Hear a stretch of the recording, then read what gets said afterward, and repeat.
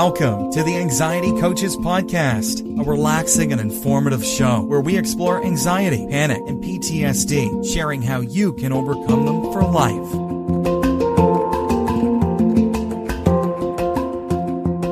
Aloha! Welcome back to the Anxiety Coaches Podcast.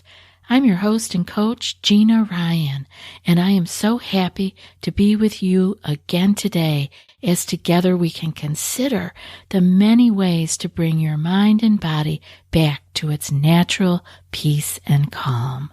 In today's episode, I'm talking about anxiety sensations on the run. And I know in the last episode I talked a lot about anxiety symptoms, and I kind of talked about some of the very familiar ones, and I thought I really wanted to continue on today with some of the kind of more off-base symptoms or sensations that we can get. And what I want to talk about is how those symptoms and sensations, all of them together, all of the very, very common ones, the ones we talked about last week, and the ones I'm going to point out today, and all the ones that are not even mentioned, are things that when you notice that they are on the run, that is a good signal.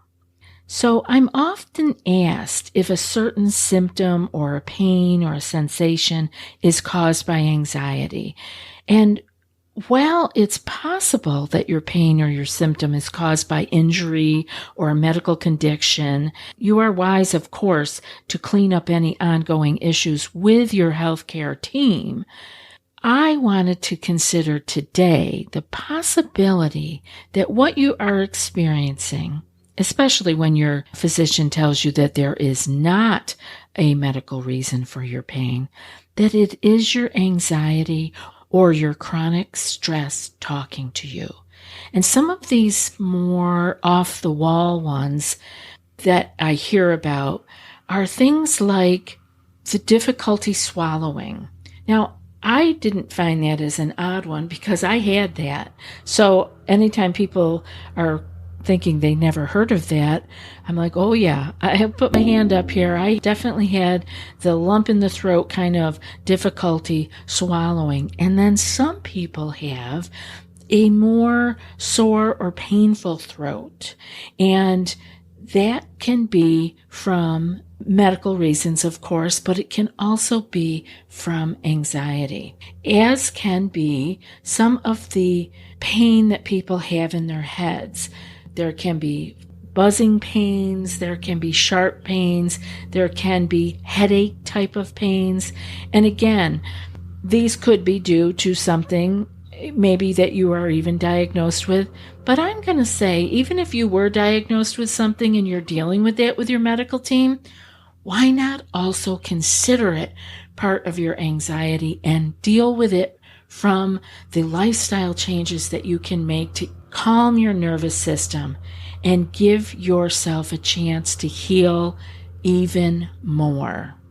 Why not add this all on? Anything that we're talking about helping is not going to hurt. So why not add it on to what you are already doing for treatment, right? And other places, again, staying with the head a little bit, would be, the jaw pain. A lot of people have TMJ. They have tightness in their jaw or their teeth hurt.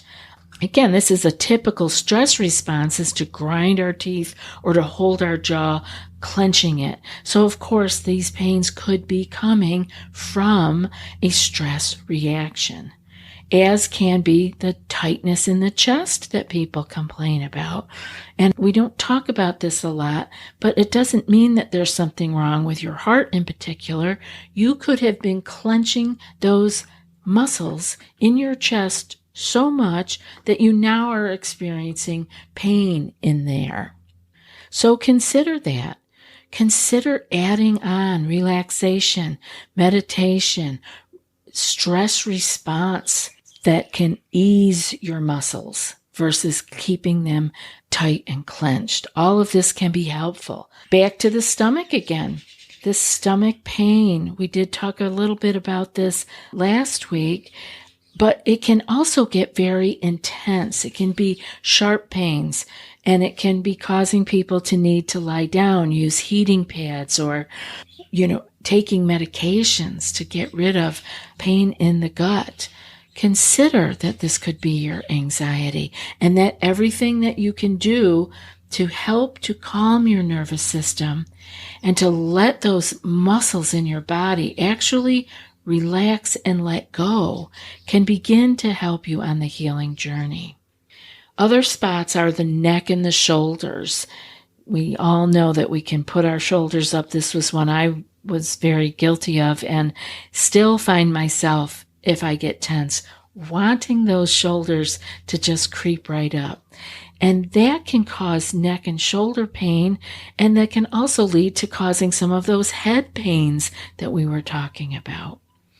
And one that comes up a lot that I get asked if this is weird, has anybody else had this, is the ringing in the ears. Now, I have this still. I'm not living a life down the wormhole. I am not considering myself living with anxiety by any means. Do I have anxious moments? Yes, and you will too.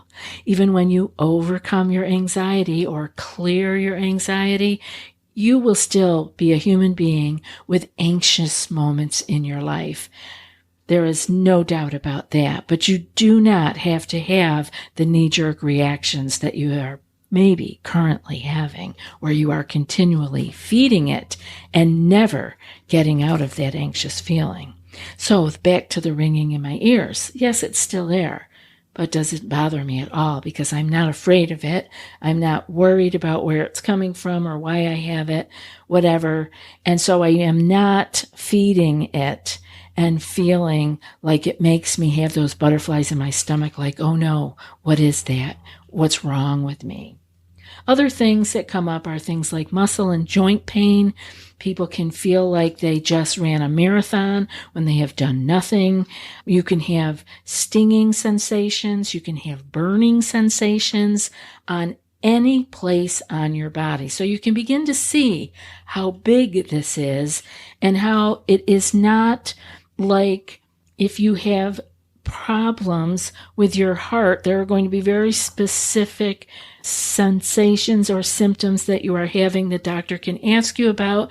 They can test for, point to. Anxiety is not like that. We can't seem to pinpoint it because it takes our whole entire being into account, not even just our physical being, but our thinking and our emotions also. So along those lines now, we've got a really big picture that there's all kinds of symptoms and sensations that we can have. But the point of today's episode is that you can send these symptoms and sensations on the run. And what I mean by that is that your sensation or your pain can begin to move around on your body. And I look at this as a good sign that you are onto the fact that your body is not in imminent danger and that you can let go of additional stress and strain of worrying about what this pain or sensation is all about. You can stop worrying and you can begin to let go. You can even let go of seeking the cure, because this whole seeking the cure for our symptoms and sensations actually feeds the anxiety.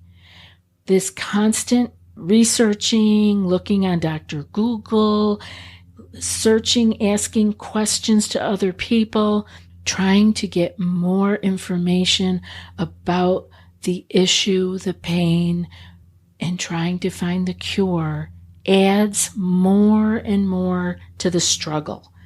And so that actually keeps the fire burning. So when we can see that it's moving around, maybe you had really bad knee pain and now the knee pain is gone, but you have hip pain. Let's just use joints as an example. That's okay. That means you've got it kind of on the run because it stopped hurting in the knee because you stopped playing with it. You stopped interacting with it. And so you stopped looking for the cure and it began to go away. Now, that didn't mean it was gone for good. It might mean that it pops up somewhere else, as it may have in your hip, but it means it's on the run. That's good. That means you're not engaging with it so much, and I love that. So rather than digging in and resisting all of these weird or nagging symptoms and sensations that anxiety can throw at us, it's endless. Go to them. Be with it. See if the symptom or the sensation gets stronger or if it lessens when you focus on it. And see if it gets bigger or stronger if you resist it. Just notice this. Let go of the fear of the feeling and notice if the feeling comes and goes or if it's constant. See if you can welcome it as a visitor, because that's all it is it's a visitor. It will go. And see if your acceptance of this pain or sensation or thought can make a difference in how long or how intense you are feeling these sensations. Even using the sensation word versus using the word pain can be really helpful, because this can loosen our grip of fear around what is happening. Pain sounds so dangerous and that it has to be taken care of immediately, versus sensation can feel more light and like it can come and go, and a sensation might just move through us. So see if your language can help you to loosen your grip of fear and anxiety around what you are experiencing. Allowing these feelings and sensations to go through you versus holding on to them, trying to figure them out, trying to beat them at their own game. This is not something that we fight with and win. When we fight with these things, we lose, because the fighting enables the sensation and the fear to grow. This is a place where we need to have acceptance and a letting go. And that takes practice, no doubt. I am not saying that it is easy, but it is not necessary to get to the bottom of it, to find out the cause, and to keep poking it with more information. You know, like when you have a tooth that hurts, but you notice it's a toothache or maybe dental work that was done and is bothering you, but it only hurts when you touch it with your tongue. And then we keep probing it. We keep touching it. Is it still hurt? Does it still hurt? Yes. And then it starts hurting more because we're poking at it more. I want you to look at your other sensations like this too. Let them be. Look at them. If focusing on them helps it to dissipate, then focus on it. If ignoring it makes it go away, then ignore it. You have to do this for yourself. I know I reference my frozen shoulder a lot, but to have pain every night for 9 months was difficult. But I learned that when I did focus on it and went to it, it morphed and it changed. And I could actually work with it. It was very interesting. So try it. See what works for you in your particular instance. Knowing that you are safe and sound is of great importance, and you want to convey this message to your mind and body over and over again. This goes a long way to having more peace and calm. So that's what we do. We have to convey the message to our mind. Listen, I've already been checked out. I had the EKG. Yes, I have pain in my chest. I have had all of the tests run. They gave me a clean bill of health and told me this was my stress. Because I hear this a lot. People come back from the ER all the time with the diagnosis of stress. And so let's take that and work with it. That means you can let go of the struggle with it. You can let go of forcing the need for more information on it, looking on Dr. Google, what could it be? Why is this happening to me? The doctor must have missed something. You know how our mind works when we're anxious. It will find all kinds of problems. Let it go. Just try that. Even if you decide to only do that for a day or two, give yourself a little deadline and say, I'm just going to let it go for today and see what happens. I know that if there is something really, really, really wrong with you, your body will let you know. If you let go of it and you get worse, if you're having a heart attack, it will get worse on exertion. It will not get better if you get up and go for a walk. Can you get up and go for a walk? Test yourself. Try these things out. Have confidence in your body. Trust your body. Come back home to yourself again. Your body is not out to get you. It is not going against you. It is not betraying you. You can work together as a team, but you need to accept it and let it have pains and sensations that come and go. Allow yourself to send that message of peace and calm over and over again to your mind and body, through your meditation, through your journaling, through your breathing. Nothing better to do at any moment than to exhale longer and slower. It sends a message of peace and calm. I hope that this show was helpful for you, and I hope that you are willing to let go a little bit more, just a little bit more, and let those anxiety sensations go on the run. And when you notice they start moving around, smile, because they will move around.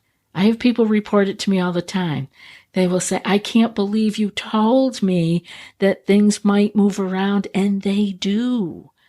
So just smile and remember that you're safe. And now for today's quote. Anxiety often gives a small thing a big shadow. And that's a Swedish proverb. I'll be back in a few more days with another podcast. Until then, be well and aloha. Thanks so much for joining us for today's episode of the Anxiety Coaches Podcast. Find more information at theanxietycoachespodcast.com.